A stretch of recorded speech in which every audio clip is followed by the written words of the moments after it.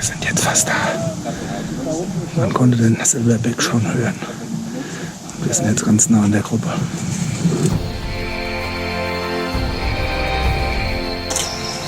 Der zeigt gerade seine einen Silverback.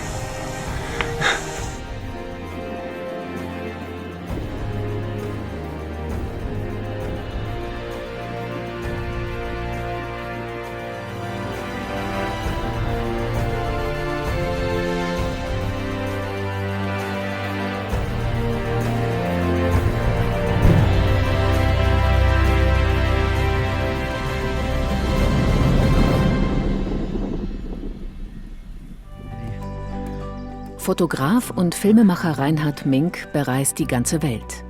2019 ist er für 2,5 Wochen auf Fotosafari in Afrika.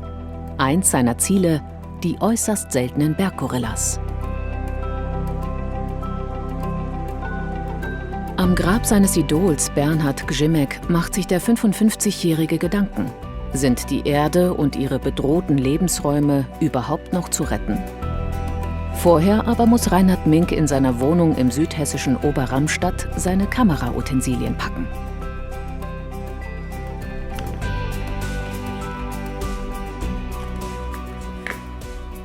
Ganz wichtig natürlich genügend Speicher mitnehmen und vor allem auch genügend Akkus, denn in Afrika ist manchmal wird's ein bisschen schwer, genügend Strom zu bekommen, oder er fällt auch gerne mal aus. Das Schlimmste ist eigentlich, dass man was fallen lässt. Da kann am meisten zu Bruch gehen. Das passiert aber allerdings relativ schnell. In einem Safari-Fahrzeug, da ruckelt's und erschüttert es doch ganz heftig. Man nennt es auch die sogenannte Afrika-Massage.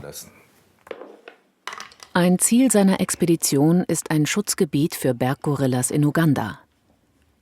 Von den Menschenaffen existieren weltweit nur noch etwas mehr als 1000 Individuen.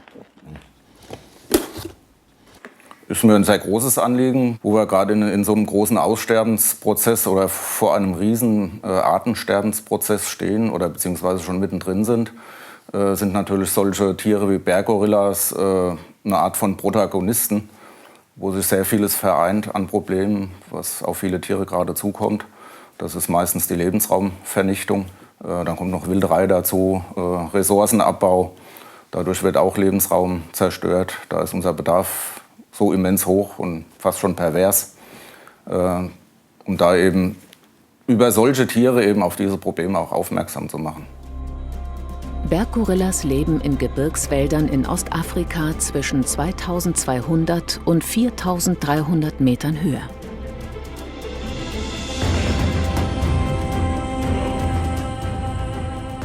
Reinhard Mink ist seit seiner Kindheit fasziniert von Tieren. Der Fotograf und Filmemacher hat seine Leidenschaft zum Beruf gemacht. Ja, das war auf jeden Fall ein Kindheitstraum, denn diese Bilder von Bernhard Grzimek, Ein Platz für Tiere hieß es, das waren die ersten Dokumentationen, die so von Afrika das Wohnzimmer, mein Wohnzimmer, das Wohnzimmer meiner Eltern erreicht haben. Und ja, das hat direkt bei mir den größten Wunsch entfacht, sowas auch machen zu können. Aufnahmen macht Reinhard Mink unter anderem für die Wissenschaft und im Auftrag von Fachmagazinen. Für ihn besonders beeindruckend der Kontakt zu den Tieren, Aug in Aug, von Art zu Art. Die Elefanten und die großen Menschenaffen eben wie die Gorillas.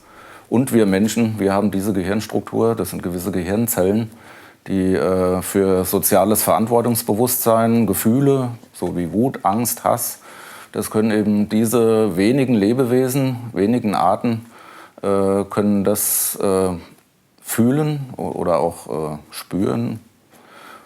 Und das ist eben was ganz Besonderes. Bei den Tieren kommt es irgendwie zu einer Interaktion. Und dann kommt manchmal der Moment, wo so artübergreifend irgendwas stattfindet. Und das sind eben Momente, die vergisst du dein ganzes Leben nicht. Und da bist du einfach von einer unheimlichen Dankbarkeit dann auch übermannt. Rollt auch schnell mal eine Träne. Nicht immer sind es Tränen des Glücks.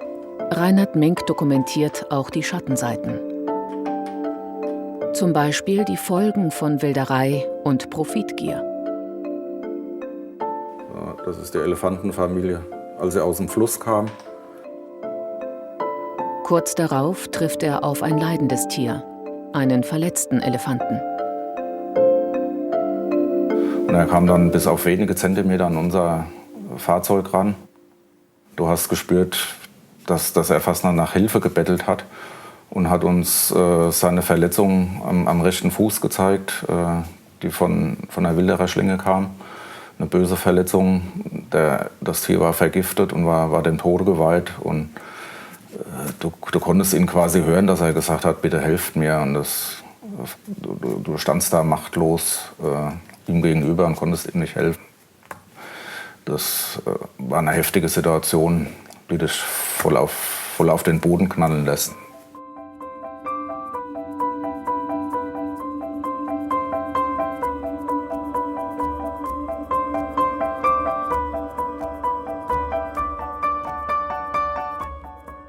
Ja, mit meinen Aufnahmen bei den Menschen was zu erreichen, in den Köpfen der Menschen was zu erreichen, vielleicht auch ein bisschen was Politisches dazu beizutragen, dass gewisse Sachen geändert werden, das ist das Nonplusultra. Was Größeres kann ich nicht erreichen.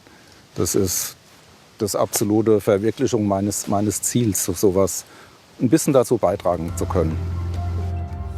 Mit der Expedition im Jahr 2019 will sich Reinhard Mink einen Kindheitstraum erfüllen. Hoffentlich endlich einmal Berggorillas begegnen. Jetzt heißt es packen. Gut 20 Kilo Kameraausrüstung müssen mit. Ja, das ist wirklich eine Menge, was ich zur Verfügung habe mitzunehmen. Ich versuche es aber trotzdem auf ein Minimum zu begrenzen, weil da bin ich schon so ein bisschen auf der Welle weniger ist mehr, weil es macht dich auch ein bisschen flexibler, wenn du so wenig wie möglich dabei hast. Aber es ist natürlich fatal, irgendwas zu vergessen. Na, der Antrieb ist eben, klar, muss man damit Geld verdienen. Aber auch eben, weil es ein wirklich innerer Antrieb von mir ist, diese Geschichten den Menschen rüberzubringen. Und es ist eben das Medium, wie ich das eben machen kann. Es ist der Reiz des Unerforschten, der ihn auf Expeditionen um die ganze Welt treibt.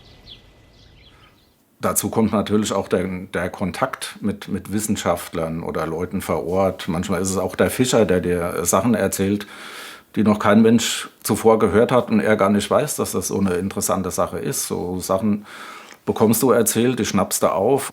Und so ist das ein wunderschönes Netzwerk, super interessant.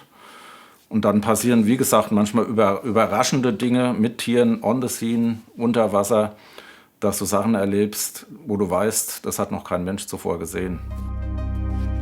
Reinhard Minks Bilder und seine Reiseberichte werden weltweit veröffentlicht. Ungewiss ist, ob er bei seiner bevorstehenden Safari tatsächlich Berggorillas vor die Linse bekommt. Der Bwindi-Nationalpark hat sehr strenge Auflagen. Du darfst genau eine Stunde bei den Berggorillas zu Gast sein, egal ob du National Geographic oder Reini heißt, ziemlich egal. Wird also ganz eng begrenzt, diese Zeit, weil auch eine gewisse Gefahr ist, eben die Tiere in ihrem sozialen Leben, Umfeld zu stören oder natürlich auch Krankheiten vom Mensch auf den Affen zu übertragen.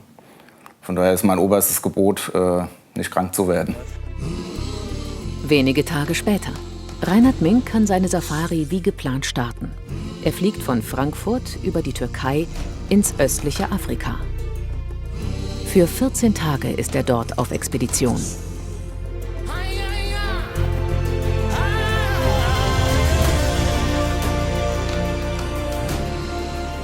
Erste Station ist der Bwindi-Regenwald im Südwesten Ugandas. Der Nationalpark ist knapp 300 Quadratkilometer groß und UNESCO-Weltnaturerbe.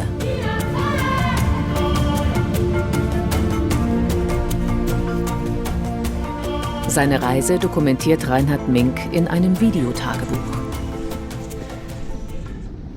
Ich bin schon ganz gespannt. Das kann eine sehr, sehr interessante Begegnung geben. Allerdings werden wir ein bisschen weiteren Anmarsch heute haben. Aber wir sind total aufgeregt und total gespannt. Mit dem Jeep und ortsansässigen Rangern geht es ins Innere des Regenwalds. Im Bwindi-Nationalpark leben 23 Vogelarten, die ausschließlich dort vorkommen. Und Berggorillas. Zu den Menschenaffen ist Reinhard Mink seit früh morgens unterwegs. Die letzte Strecke ist ein Fußmarsch, der ewig zu dauern scheint. Okay, die schlechte Nachricht, es war schon ganz schön anstrengend bis jetzt. Wir haben gerade erst den Bwindi-Regenwald erreicht. Aber die gute Nachricht ist, die Gorillas wurden schon gespottet. Also die Gruppe wurde schon gesehen. Mal gucken, wie lange wir noch laufen. Gerade unsere Jungs, die zeigen uns den Weg. Die sogenannten Spotter halten Ausschau, wo sich die Menschenaffen im Nationalpark aufhalten.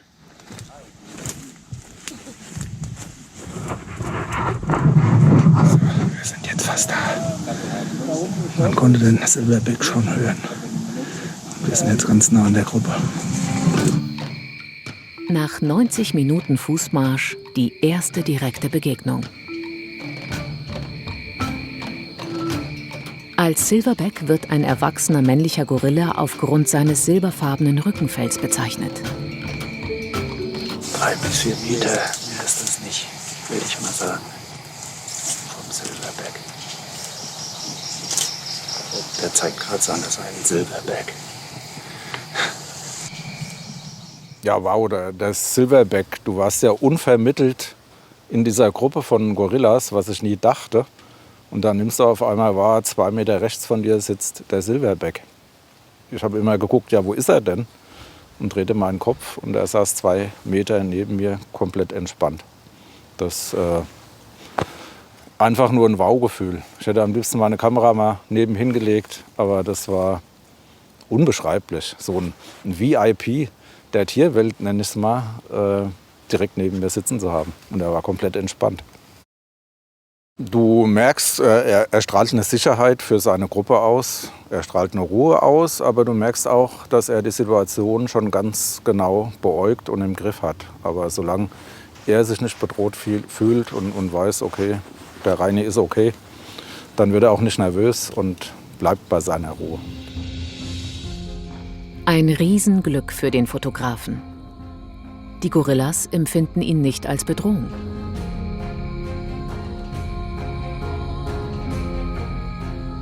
Er kann beeindruckende Aufnahmen machen.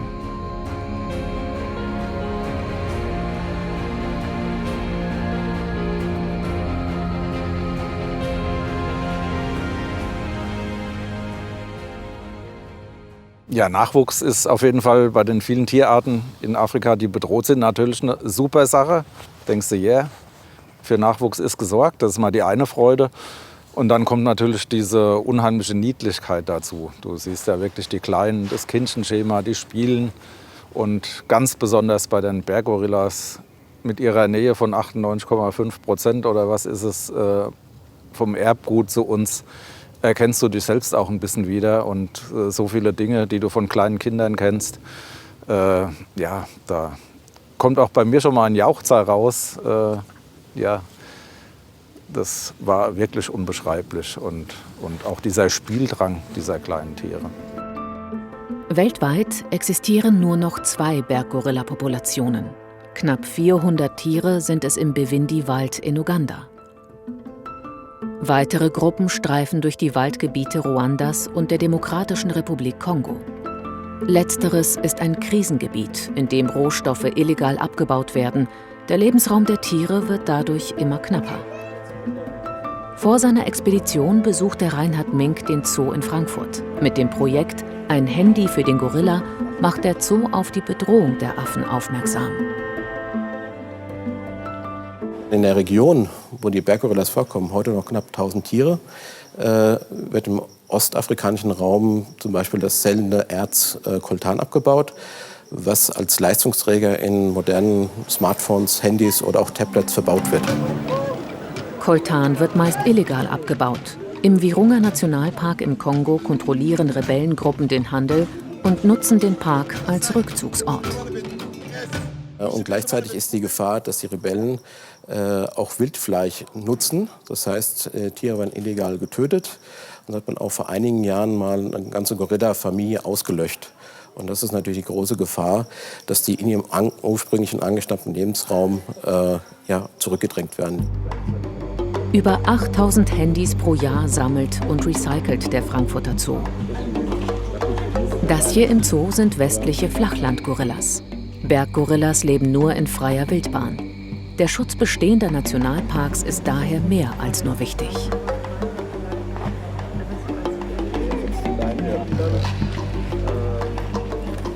Das sind tatsächlich die letzten ihrer Art. Das wird ja häufig gebraucht, aber wir reden noch von 1000 Tieren. Das heißt, das ist ein ganz, ganz schlecht gefülltes Fußballstadion. Das ist alles, was es auf der Erde noch gibt von den Tieren. Und man sieht halt, wie der Lebensraum unter Druck steht, wie er überall kleiner wird nach wie vor geholzt. Und es ist eine unheimlich große Aufgabe für Nationalparks, diesem Druck standzuhalten. Das respektiere ich im allerhöchsten Grades. Reinhard Mink sieht es als seine Mission an, mit seinen Aufnahmen auf vom Aussterben bedrohte Arten wie die Berggorillas aufmerksam zu machen.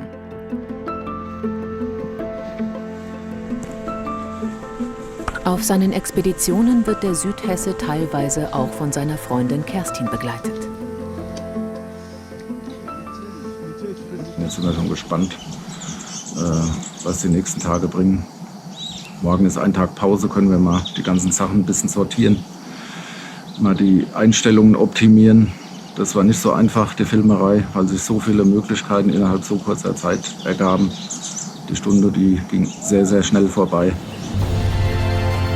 Es ist nicht sein erster Besuch in Afrika. Und doch ist Reinhard Mink immer wieder aufs Neue beeindruckt von der Vielfalt des Kontinents. Afrika von oben in den Nationalparks, über den Schutzgebieten, mega geil. Mega tolle Anblicke. Du siehst aus der Luft die Tiere wandern, du siehst die Wanderwege. Grandiose Landschaft, also wirklich sehr, sehr beeindruckend, traumhaft. Auch über den Viktoriasee zum Beispiel sind wir auch drüber geflogen. Auf der anderen Seite siehst du aber auch, unter welchem Druck diese Nationalparks stehen, wie hart an den Rand dieser Nationalparks gewirtschaftet wird, wie weit da die Landwirtschaft einen Druck auf die Parks ausübt. Und du siehst die Spuren sogar auch in die Grenzen dieser Nationalparks hineingehen. Man kann wirklich diese Spuren sehen, wo Weidetiere dann auch in die Nationalparks reinlaufen. Beides faszinierend, aber man sieht auch sehr deutlich das Problem und dass es heutzutage auf der Erde geht. Im Bwindi-Nationalpark ist der Fotograf auch auf der Suche nach den Batwa, afrikanischen Ureinwohnern. Früher haben sie gemeinsam mit den Berggorillas gelebt. Heute tun sie das nicht mehr. Dennoch ist der Stamm in der Gesellschaft sozial nicht integriert. Das war ein Traum von mir, die Tiere dort zu beobachten. Und später merkte ich auch, wie wichtig das ist, die Menschen auch vor Ort kennenzulernen. Weil die müssen das mittragen, was zum Beispiel mit Nationalparks passiert.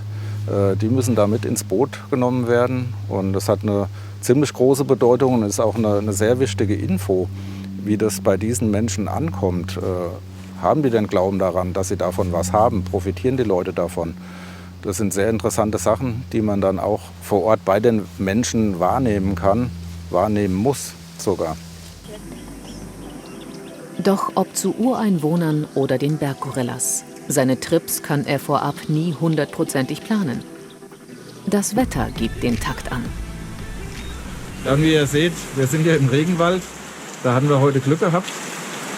Kein Regen gehabt unterwegs, also höchstens 5 Tropfen, das ist eigentlich nichts. Aber dass es auch mehr geht, sieht man eben, das lässt gerade schon wieder nach. Hat eben viel mehr geregnet, eben hat es mal kurz geblitzt, mal kurz gedonnert. Ja, aber so ist es halt. Wir sind ja in der Regenzeit, aber das macht natürlich auch ein sehr sattes Grün im Regenwald. Und der Regenwald an sich ist ein Erlebnis, den saugt so dermaßen auf. Man kennt ja den Begriff Waldbaden, das machen wir ja jeden Tag. Aber auf eine ganz intensive Art und Weise. Kurz danach wieder Sonnenschein. Unterwegs auf einer Buckelpiste am Rande des Nationalparks.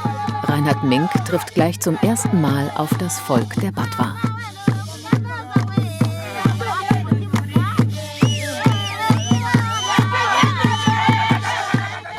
Wir haben eine Schule besucht in der Community. Das war sehr berührend, was die Kleinen da gelernt haben, wie die sich gefreut haben, dass wir vorbeikamen, ein bisschen Interesse gezeigt haben. Wir haben diverse Schulklassen von ganz klein bis 16 waren, glaube ich, die Ältesten, haben wir besucht.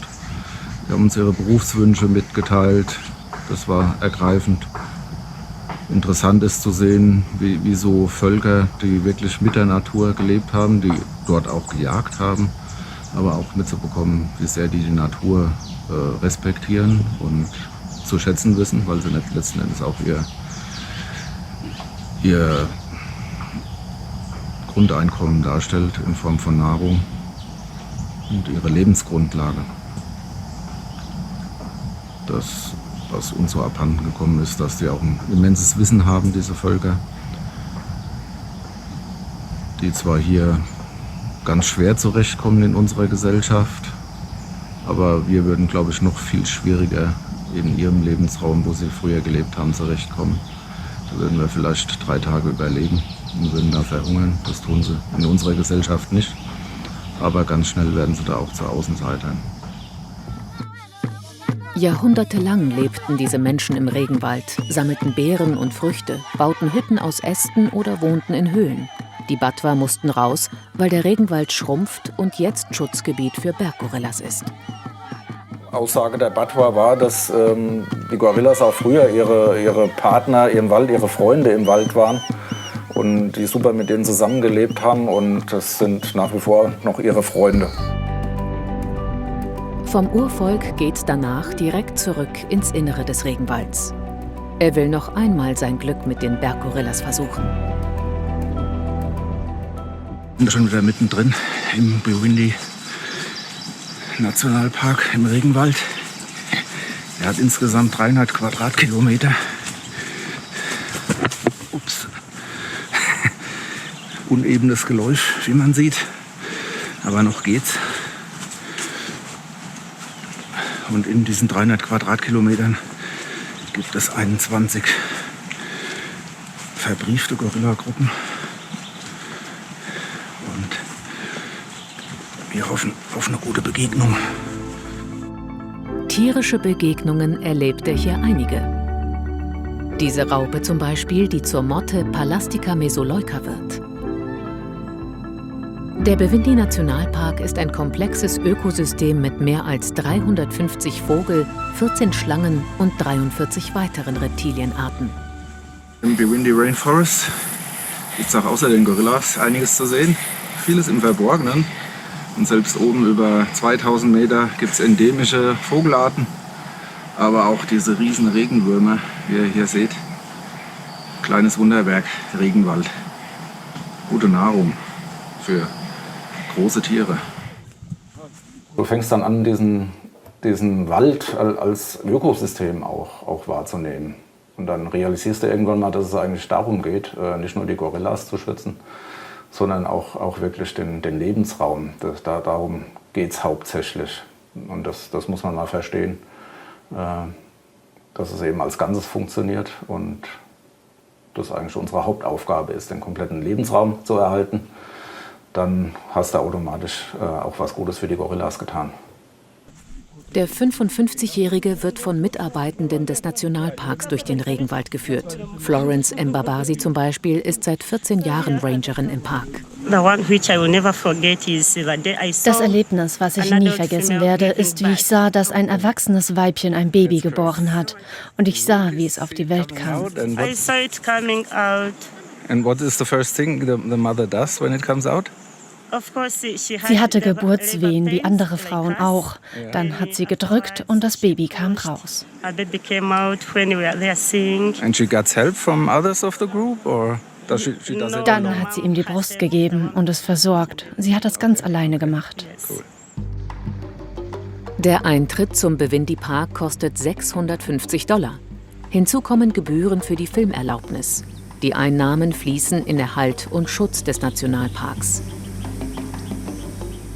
Solche Expeditionen finanziert Reinhard Mink unter anderem durch Aufträge großer Fachmagazine.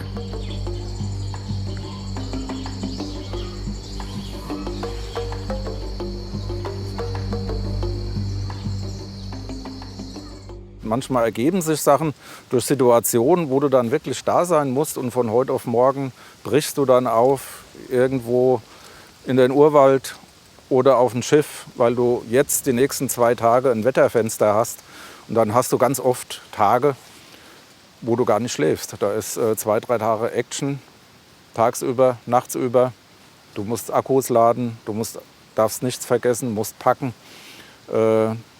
Ja, das geht manchmal wirklich an die Grenzen der körperlichen Leistungsfähigkeit, auch psychisch. Das laugt aus auch, aber ja, das sind eben Sachen, da geht man mit um. Und ich finde es auch schon ganz gut, weil man spürt damit natürlich auch die Natur. Sie gibt einem ja auch was zurück mit Muskelschmerzen. Du weißt, wie hoch du da bist im Regenwald, was da für ein Klima ist. Das spürst du ja am eigenen Körper. Das ist zwar anstrengend, aber irgendwie genieße ich das trotzdem. Der erste Teil seiner Reise geht zu Ende. Im Gepäck hat Reinhard Mink ein erstes Fazit. Es ist ganz wichtig, solche Plätze wie hier, diese 300.000 Quadratkilometer, über 300.000, zu erhalten. Das ist unsere verdammte Pflicht, das zu tun. Denn in diesem Wald sind Pflanzen, die es nur hier gibt, Tierarten, die nur hier vorkommen und sonst nirgends auf der Welt. Ganz viele Tierarten kennt man wahrscheinlich noch gar nicht. Einige Pflanzenarten wahrscheinlich auch nicht. Und nicht zuletzt ist es ein Lebensquell für uns. Denn er reguliert auch den CO2-Gehalt auf unserem Planeten. Und somit ist es auch für unser Fortbestehen sehr wichtig, diese Regenwälder zu erhalten. Seine Expedition geht weiter. Von Uganda reist er in die Serengeti.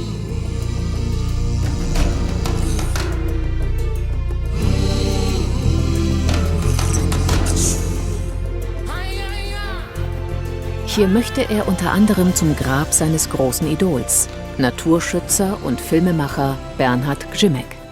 Ja, ich glaube, das war immer sonntags 7:45. Da kam immer ein Platz für Tiere. Das war Straßenfeger, würde ich mal sagen, bei meinen Freunden, bei meinen Verwandten, wie ich sie alle kenne. Und bei den Eltern wurde das schon so 10 Minuten, Viertelstunde vorher vorbereitet, bevor die Sendung losgeht.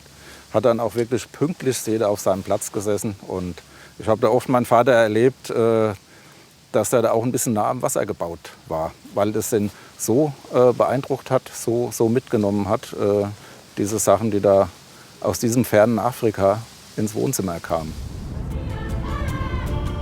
Der Serengeti-Nationalpark in Tansania ist mit einer Fläche von fast 15.000 Quadratkilometern eines der größten Naturschutzgebiete der Erde. Etwa 3 Millionen Tiere leben hier.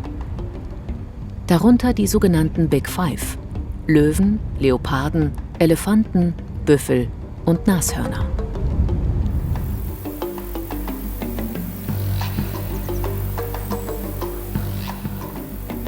Reinhard Mink erlebt das faszinierende Schauspiel der Serengeti-Weißbartgnus. Deren Wanderung ist einer der auffälligsten Tierzüge der Welt. Beeindruckend war, dass wir dann Teile der großen Gnu-Migration gesehen haben. Das waren schätzungsweise weit über 200.000 Tiere, die an uns da vorbeigelaufen sind. Sehr beeindruckendes Spektakel. Aber er macht auch erschütternde Aufnahmen wie diese. Damit möchte er auf Wilderei aufmerksam machen. Ja, das sind schon mit die schlimmsten Anblicke, die du haben kannst. Wenn oftmals leben die Tiere noch. Das ist das Schlimmste, was du sehen kannst als Tierfilmer oder auch als Mensch, der sich für den Tierschutz einsetzt. Das ist absolut niederschmetternd und du kriegst die drastischen Auswirkungen und das, was der Mensch anrichtet, in so einer krassen Form ganz einfach vor Augen geführt. Das Das sind Bilder, die bekommst du nie wieder aus deinem Kopf. Und das fällt mir echt schwer, dann auch über diese Sachen nachzudenken. Das berührt zutiefst. Ranger im Nationalpark nutzen sichergestellte Fallen, um Touristen über die Wilderei aufzuklären. Das Projekt wird von der Zoologischen Gesellschaft Frankfurt unterstützt. Wildererschlingen sind eigentlich relativ einfach gebaut. Das Problem ist, dass die Tiere eben solche Schlingen nicht kennen, die nicht kaputt gehen und sich dann in das Fleisch reinschneiden der Tiere. Teilweise sind die auch vergiftet, dass die Tiere dann nach einer gewissen Zeit verenden. Und von den Wilderern, insbesondere zum Beispiel Elefanten, können dann gefahrlos ganz einfach gewildert werden. Die Serengeti ist eine Savanne und erstreckt sich über rund 30.000 Quadratkilometer. Der Name entstammt der Sprache der Maasai und bedeutet endlose Ebene. 9 Tage ist der Hesse in dieser endlosen Ebene unterwegs, teilweise noch vor Sonnenaufgang. Heute war Löwentag, der Tag des Königs. Das ging schon sehr früh heute früh los. Um 4 Uhr heute Morgen wurden wir geweckt von Löwengebrüll. Das machen die Löwen, also vorzugsweise in der Dunkelheit machen die das, um zu sagen, das ist mein Territorium. Oder auch um die Bekannten und Verwandten zu sagen vom Rudel, ich bin hier, wo seid ihr?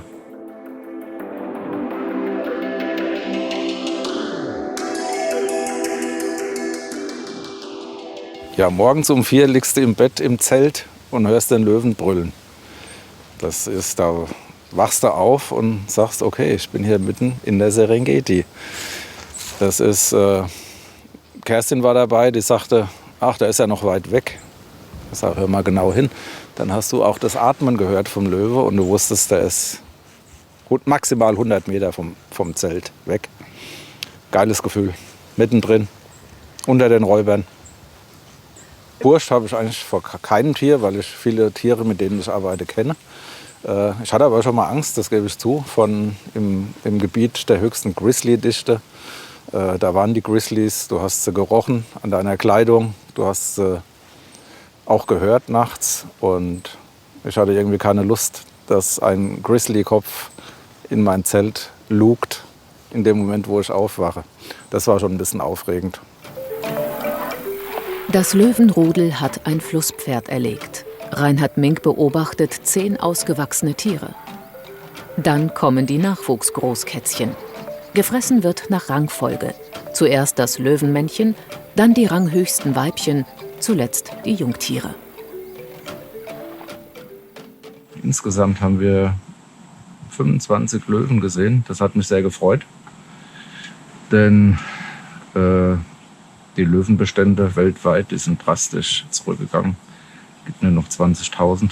Und man muss sich mal vorstellen, das waren 1,5 Promille des Weltlöwenbestandes, den wir heute an einem Tag gesehen haben. Glücklicherweise geht es denen in der Serengeti gut. Da sind die Bestände stabil. Von daher hat mich das unheimlich gefreut. Kurz darauf entdeckt er dieses Pärchen.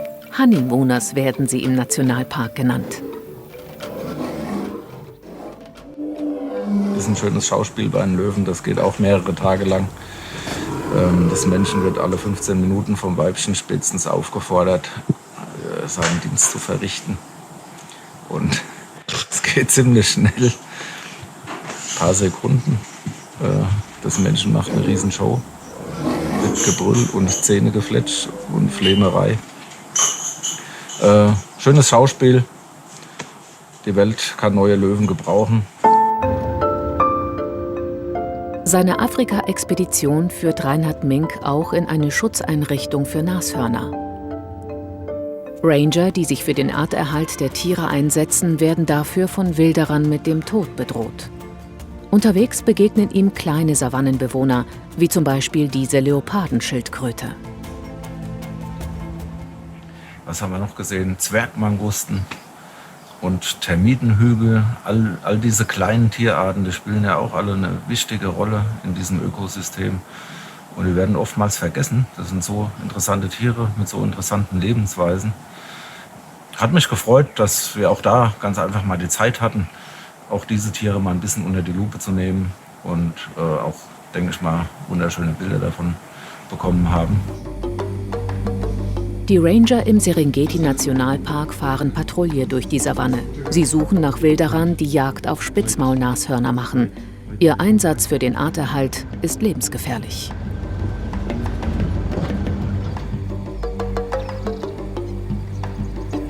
Was das heißt, haben wir erfahren von einem Ranger, der einen Kollegen bei der Patrouille wirklich in Konflikt mit Wilderern gekommen ist. Und dem wurde mal schlicht und ergreifend die Hand abgehackt bei diesem Konflikt. Da haben wir die Bilder gesehen davon. Das hat mal wieder deutlich gemacht, dass wenn hier jemand sich entscheidet, für Nashörner einzustehen, dass er wirklich bereit ist, auch sein Leben dafür einzusetzen. Das ist also wirklich eine lebensgefährliche Aufgabe. Nashörner sind die ältesten Landsäugetiere. Seit rund 14 Millionen Jahren bevölkern sie den afrikanischen Kontinent. Anhaltende, skrupellose Wilderei hat den Bestand von Spitzmaulnashörnern an den Rand der Ausrottung gebracht. Allein im Jahr 2015 wurden afrikaweit 1342 Nashörner gewildert, also im Durchschnitt 3 bis 4 pro Tag.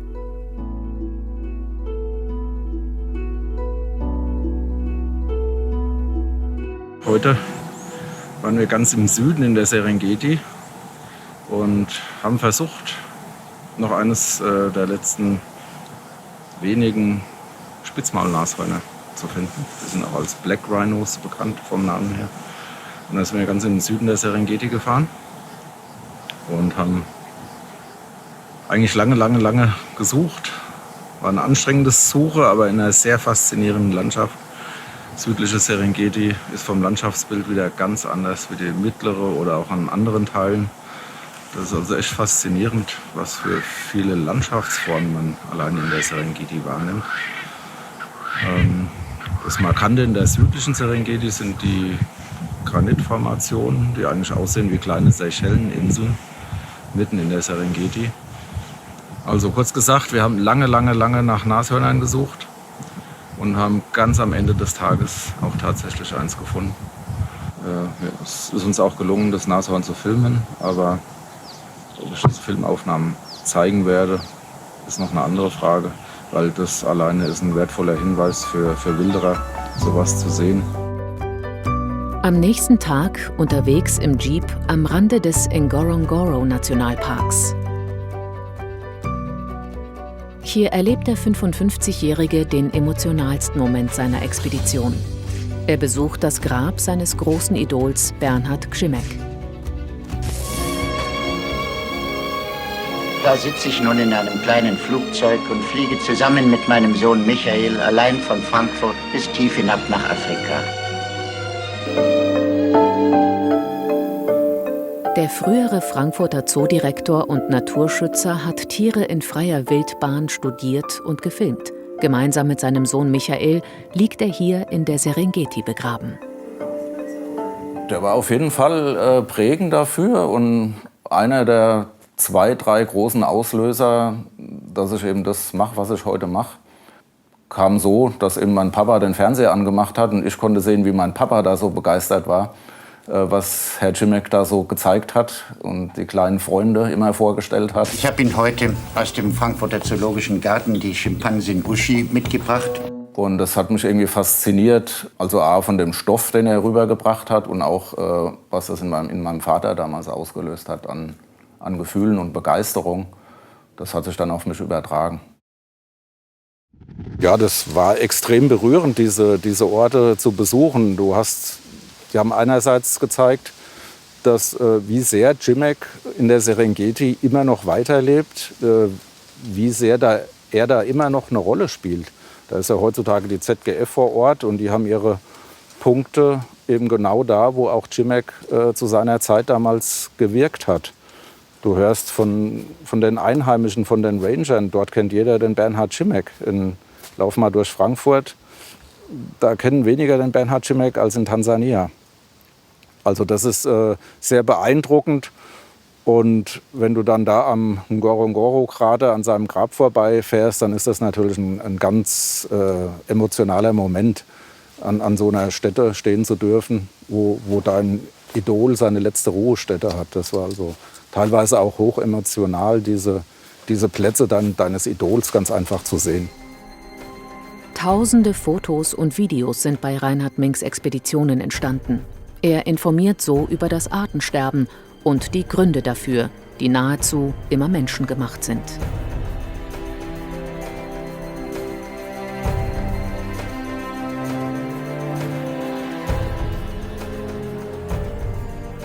Naja, ob wir die Welt retten können, ich glaube, wir müssen gucken, dass wir uns selbst retten. Die Welt retten, glaube ich, müssen wir nicht, die geht ihr Ding. Sie wird mit uns Mensch umgehen und wir müssen so ein bisschen entscheiden, wie lange wir diesen Weg noch mitgehen können. Und dazu muss man eben durch die Welt mit ein bisschen Anstand, Respekt gehen vor gewissen Plätzen.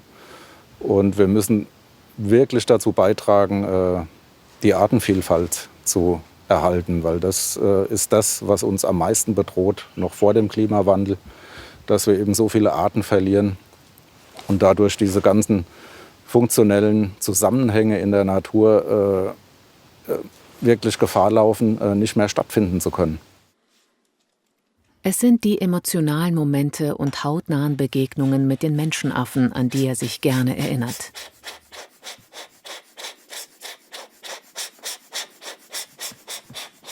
Fazit ist, so geil hätte ich es nie gedacht, dass es wirklich so toll klappt, dass du so nahe Begegnungen mit den Gorillas hast und dass das so entspannt verläuft, dass ich schöne Bilder machen konnte, auch Filmaufnahmen machen konnte. Das hat alles meine kühnsten Erwartungen übertroffen. Das andere Fazit ist, du denkst natürlich auch drüber nach. Wir waren ja bei der ZGF gewesen, dass nur wenige Kilometer weiter die Grenze zum Kongo ist und dort die Gorillas eben nicht so entspannt leben, sondern weitaus mehr gefährdet sind. Und unter anderem auch die Wildhüter, die dort ihre Arbeit tun, dass sie ganz anderen Bedrohungen ausgesetzt sind und teilweise auch blöden Machenschaften, die die Menschheit eben mal so macht, wenn es um Bodenschätze geht. Und da habe ich nur einen ganz großen Respekt vor den Leuten, die sich da für die Gorillas einsetzen oder auch für den gesamten Nationalpark. Für Reinhard Mink gibt es noch viele Regionen und Lebewesen mehr auf der Erde, die er entdecken und mit seinen Aufnahmen festhalten möchte.